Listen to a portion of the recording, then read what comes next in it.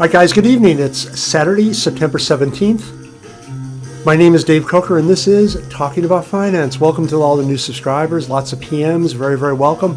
Thanks so much. Hope you're all doing well.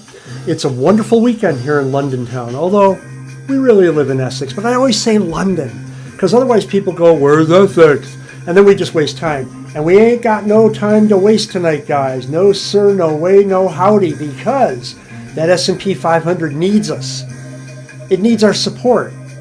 You wouldn't turn your back on a person in need, would you? And the market is nothing more than people. So we're going to talk about what has to be done a little later. Oh, and I'm genuinely appreciative of all the private messages I've been getting. Folks from Medium, thanks for joining in. Yes, we do think alike, except for two weirdos that we'll talk about a little bit later. They're Auslanders. What can we say? And looking at the S&P 500, oh dear, oh Lord, what did I do wrong here? My gosh, this poor market. It's been beaten. This poor market. It's been battered. This poor market. It's been abused. We got to fix this problem, and soon. So last week, the S&P 500 was down 4.8% on the week. Now it's down about 18.7% year-to-date. Brutal.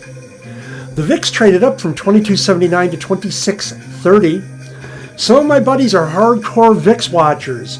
Remember, the mean on the VIX is 20. One standard deviation is about 8. We're close to one standard deviation above the mean. And according to these guys, gosh, I am so sorry. Gals, they're both lovely women who I've had drinks with, I've known for years, smart women. And they're warning us. Something bad is likely to happen. So we got to pay attention to the S&P 500 because according to them, if the situation persists, we're going to see sharp drops in the S&P 500. I'm agnostic that way, but I do pay attention to these women. They both work for Tier 1 banks, both running finance desks. 10-year note is up on the week at 3.45%. It's up 1.9% year-to-date. We'll talk more about 10-year yields later this evening. Oil closed the week at 85.24. It's down about 1.8% week on week, still up about 13.3% year to date. And remember, Mr. Biden's doing something a little funky, a little weird, very, very political. He's drawing down the strategic petroleum reserve. So if you're cut from this kind of cloth where you like to speculate on commodities, my gosh, oil going long, yeah, I think so. Regardless, guys, fear is creeping back in. It seems to be dominating some. But if you've got the cash, and I know you do, I've mentioned many, many times, guys, I invest only for dividends. I know you do too. This is a perfect time to buy. And in this macro, you don't want to hold cash. In this macro, I've mentioned many, many times, get rid of the cash. In this macro, I'm flat. And I've mentioned this before, guys. I usually keep 6 figures of liquidity about just in case I can find a bargain. I'm waiting for a market event. But about 2 years ago, I became very, very nervous about the macro, about the spending, about the deficit, about the debt, about the unwillingness to control these things, about how America has adopted MMT, or modern monetary theory, without so much as a whimper, a word of public debate. All of a sudden, we're borrowing as much money as we could and spending it all. It wasn't going to end well. So I moved 71% of my retirement money to gold and silver. And I get dividends every month. But I move them to shares as soon as I can, typically the first business day of the month following. For people that have been following this channel for a while, you know, the first business day of the month following when dividends are paid, I buy stocks. Some people think they can time the market. They can't. Some people think they can trade the market. They can't. Some people like to name call. They consider people like us who show no fear, who just buy every week, every month, as often as cash flow allows us to buy. They call us crazy. And that's a polite phrase. Guys, I've been called a psychopath to my face. My gosh, get a grip. We just got different market views. And besides, you are going to die in poverty with that mindset. The cash flows to me every month. Other people's money comes to me. Whether we're talking about dividends or rents, I don't care. I take other people's money and I invest it typically in more dividend-paying stock. Guys, cash is trash. So yeah, sure, I'm crazy. I'm a psychopath. Well, I've been in this game a long time. I doubled my net worth in the global financial crisis following the same game plan. And I'm going to do it again. You can too. Just buy on the way down, buy on the way up. The general rule is the specific action you have to take is given some cash, you buy some stocks. Some dividend-paying, cash flow generating stocks. What's not to understand? All of our stocks pay us to hold them. So no worries, my friends. Just dump the cash into stocks as soon as you can, and you'll be fine. It's what I've done for years. Follow it, and you'll be okay as well. And you don't have to tell people like this in Argentina what to do with cash. I have been involved personally in not Argentina, but 3 different continents where there's been high inflation, double-digit inflation. I know the game plan. This is off Reddit, Wall Street Silver. Yeah, and Argentina's spiking interest rates to 75%. You might think, my God, I'm going to get rich. Well, you're not, because inflation's 100%. Got to be extremely careful about situations like that. Again, we're in a high inflation macro, even though we're not at 75%, and I put UK inflation, my personal rate of inflation, closer to 12% these days than what the government says. Just invest. Buy something that pays you to hold it. And this is, we can't call it Mr. Biden's America, but this is a very, very fascinating story off Macrobond. I can't remember who posted it to the Telegram channel, but she was pitching it, and it was actually very interesting. And she's with B of A, again, another economist. Really fascinating when you look at corruption versus real GDP per capita. And as always, when I see things like this, I look for America. And we can see America isn't that bad, really. GDP per capita, roughly 55. Corruption, about 68 or so, as I recall from looking at this. Look at those Nordic nations. My God. As pure as the driven snow. Holy cow. Oh, Singapore's in there, sorry. Yeah, so Sweden, Switzerland, yeah.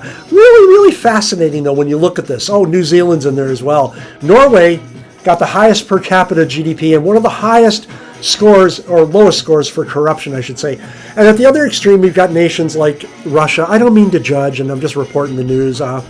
Might not be that corrupt. I'd have to talk to people. Egypt, yep, I've lived in Egypt. Love the people, love the country. Bakshish.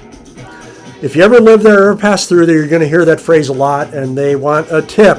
So, yeah, the flip side to bakshish is you can do a lot of stuff that you're not supposed to do. You just got to hand out some money. So I didn't do anything like really super illegal there. Nothing illegal, actually. I just sort of went and saw things that I'm really fascinated with the pyramids, with Giza. And so I went and saw things like they're supposed to be off limits. And yeah, it took a couple $100, I seem to recall, for 2 guys to get me in where I shouldn't have been in. And I had to go like in the middle of the night, but it was radically cool. And just to show you how nuts I am, yeah, I was alone. Yep, me, my Rolex, my MacBook. Actually, it was a PowerBook back then. That was a long time ago. But yeah, we can't call that Mr. Biden's America, but we can call this Mr. Biden's America. My God. The FDA put out some recommendations for food. Holy crap. And this got a lot of chatter on the channel. My God. Not everybody's lived in America. Not everybody's American. But everybody there has heard of frosted mini wheats. Everybody there almost has heard of Honey Nut Cheerios. Honey Nut Cheerios. My God. And look, this is supposed to be the healthy food. Encourage frosted mini wheats. Are you serious? I got nothing against watermelon. I don't like kale, but I would definitely eat that above compared to frosted mini wheats. Other stuff up there is a little bizarre. And then at the very, very bottom, what you're supposed to minimize, ground beef, cheddar cheese, and whole eggs fried in butter to be minimized. Yep, that's Mr. Biden's America. And then you're in Mr. Biden's America. If you're looking to buy a house, don't. Seriously, don't. Unless the numbers really make a lot of sense for you. And, you know, the 3 rules of property is location, location, location. And speaking to somebody who has a very large property business, yeah, sometimes you see these overall indicators and things make sense. So please be careful, guys. If you're in the States, if you're in the market for a home, it's a very, very bad time to purchase a home in the United States. It's really fascinating when you think about what's going on in the States and with other nations, and in particular when you start to think about currencies, right? And let's talk about this for a minute. Here I've got, and this is straight off some research that I pushed out to my clients this morning, the research note. And here we go. I've got the US dollar, and I've got the G4 currencies, and we can see the US dollar is trading at a record high. And it's really curious when you look at this. Now, what I've done is I've taken indexes for each one of these currencies. So I'm not looking at USD, any specific currency pair. I'm looking at the US dollar index, which is a blended weight of America's most important trading partners. And I'm comparing it to the Canadian dollar index, the British pound index, the euro index, and the yen index. And once again, this represents not specific currency pairs, but America's most important trading partners. And you can see the US dollar is stomping them all, up some 14.62% over the 3-year horizon from January 1st, 2019 to the present. Canadian dollar, yeah, doing pretty good, keeping up with the States. Not as bad as some of these currencies, pound sterling, the euro, and the yen. Oh my gosh. Yeah, it's absolutely incredible, isn't it? What's causing this, you ask? Well, it's called interest rate parity. I just wrote an article on Medium, actually. You can look it up. Didn't quite use that phrase. And this is something my clients were very curious about. And I did about 1,500 words beyond this and another, 10 charts, I believe, 12 charts altogether, looking at various aspects of it. The fundamental rule, guys, is the higher the interest rate, the stronger the currency. You can see Canada just picked up above the U.S. 3.11%. The U.S. is at 2.89. Oh, I should mention, I'm so sorry. I'm looking at the same currencies, same nations. I'm looking at 10-year yields, benchmark yields, because they have a lot of influence over what goes on in the private economy. And you can see here that the Canadian dollar is stomping everybody else up 3.11%. The 10-year yield, I should say, is running at 3.11. U.S. dollar not far behind, 289. At the very bottom, Japan, 0.19%, and that explains why Japan is doing so poorly in the chart above. It's really fascinating when you think about that. And yes, there is a trade in this. No, it's not for you. It's called interest rate parity. I'm not going to talk about it here. Get a book on finance, read about it. You got any questions, comment me. I love to talk about finance, in case you didn't know. Oh, and here we go. My God. Cryptocurrencies. We're going to talk about Bitcoin. You just know we are. And a lot of chatter. Now, as you know, guys, I buy Bitcoin and Ripple every week. I've been buying Bitcoin every Friday for many, many years. I've been buying Ripple for about 18 months, about 12 months actually, closer to about 14 months now that I'm talking about, every Thursday. And a whale moved in, did one $500 million trade in Ripple on Thursday night. Unfortunately, right before I bought. Go figure, right? Doesn't matter. I got a long-term perspective. A lot of chatter about Ripple, a lot of chatter about that court case, a lot of chatter about the underlying technology and what's going to be done with it once this court case is settled. And we do know, and take a look at Ripple, even though I'm a real big Bitcoin fanatic, or not fanatic, I wouldn't say that. I'm a proponent. I buy Bitcoin, as you know, every week for years. Ripple's another currency that I tend to like, another crypto. There's really only two, guys, although we'll talk about Ethereum in a minute. So Bitcoin is relatively safe. As long as you follow best practices, I don't think too much is going to happen to it. Ripple, I do like Ripple, but it's more speculative, and I can't quantify how much more speculative. All I'll say is for every dollar you put into Bitcoin, maybe put 10 cents into Ripple. That's not my ratio, by the way, but just be very careful about buying Ripple unless you're deep-pocketed and you want to take on a lot of risk. And I do think Ripple's got a good way to run. Oh, let's talk about Ethereum. My God. Now, I've mentioned to you guys before about Ethereum. I have nothing against the currency. I know a great deal about it, more than I let on, until you get me talking about cryptocurrencies. But here's the point. I make art and I sell art. I sold NFTs on OpenSea. I'm sitting on like $8,000 right now in NFT fees that were paid to me on OpenSea. And to bring them home, so to speak, to get them off OpenSea, well, actually, they're on a software wallet I'm not going to name because I don't leak information. But to get them off, the gas fees are absurd. A lot of noise about Ethereum's merge. And guys, I don't really want to get into the tech and all this garbage, but all I'll note is right after the merge, gas fees were only $60,000. So I got like 8,000 bucks in Ethereum sitting on OpenSea. I want to get it into either Bitcoin or Ripple. And no, I ain't gonna pay $60,000. I was really objecting when they wanted $2,000, $2,500. If you go back and listen, I was complaining about that. So I don't know what's going on in that world. I really don't know what goes on with those people. All I do is I wish them well. But no, I'll just sit in that coin forever if I have to.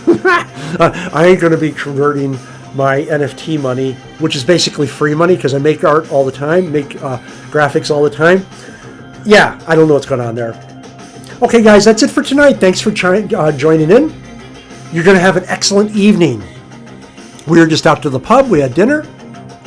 Being Saturday night, we're going to carouse some more. You have a great night, guys. Next week is going to be fantastic. An excellent week. Take care.